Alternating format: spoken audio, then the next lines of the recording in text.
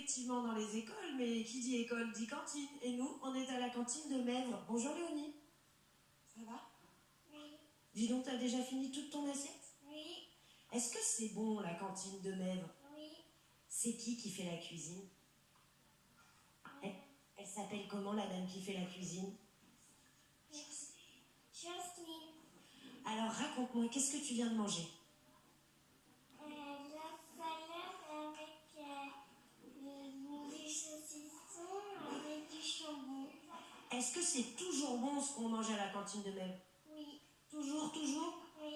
Même les brocolis? Ouais. Bon. Alors vous le voyez, les enfants adorent ce qu'on mange à la cantine, mais je te laisse Léonie, je vais aller voir un grand parce que non seulement c'est bon, mais ils ont aussi des missions les enfants. Valentin, salut. Bonjour. Toi, t'es en CM2? Oui, c'est ça. Alors ça fait un bout de temps que tu viens dans cette cantine. Oui.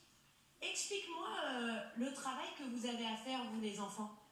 Il y en a certains qui doivent, comme Andrea, aller chercher le pain, d'autres remplir les pots, et tous, à la fin, on débarrasse tous nos assiettes. C'est difficile, ça te paraît normal? Ça me paraît normal et ce n'est pas difficile du tout.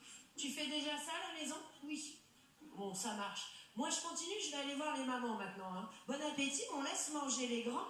Et je m'approche de Virginie et Noémie, ce sont les membres, la présidente de cette cantine. La particularité de votre cantine, c'est qu'elle est associative, Virginie. Oui, tout à fait, oui. Ça fait 50 ans que cette cantine existe, une cinquantaine d'enfants par jour et une salariée et une organisation un peu différente des grosses structures. Oui, tout à fait. Donc l'association a, comme toute association, un bureau où on a 5 membres. Donc il y a un partage des tâches comme partout. Donc on a Noémie ici qui s'occupe de la trésorerie. Moi-même, je suis la présidente, donc je fais, on va dire, un petit peu tout et rien. Alors si, parce que c'est quand même très souple comme cantine. Les parents peuvent inscrire les enfants jusqu'au dernier moment, chaque jour. Donc en fait, le matin même, il y a une inscription qui se fait à la maternelle des enfants et au niveau de l'école élémentaire, les enfants eux-mêmes disent s'ils mangent à midi ou pas à la cantine. Pourquoi ce choix de garder cette cantine en associatif? Disons que ça fonctionne jusqu'à présent, donc voilà, nous on est plutôt satisfaits du fonctionnement. Je pense que globalement les parents sont contents aussi. On fait marcher nos petits commerces locaux, la boucherie, la boulangerie de Mèvres, le coursier marché des temps sur Avoux. Donc voilà, je pense qu'on participe à la microéconomie et c'est important pour nous.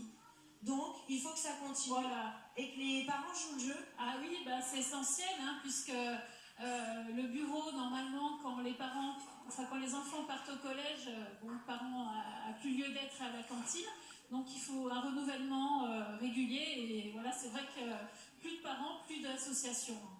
Noémie, vous la trésorière, vous avez aussi un rôle important. Ici, le repas est entre 3 €, on parle de passer à 3,20 €. Voilà, pour l'instant, on est toujours à 3 € et donc moi, je m'occupe des ventes.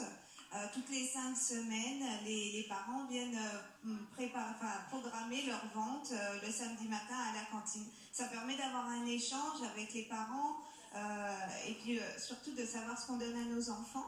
Donc voilà, d'avoir cet échange entre parents et puis d'avoir ce regard sur ce qu'on donne vraiment à manger à nos enfants. Et ça, c'est vraiment le but de cette association. Et comment est-ce qu'on s'en sort avec un repas à 3 € alors qu'on va manger du porc local, de la viande locale?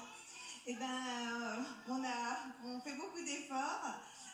On essaye, on joue sur les subventions qui diminuent progressivement. On avait 5 000 €, maintenant on est descendu à 2 000 €, c'est vraiment difficile.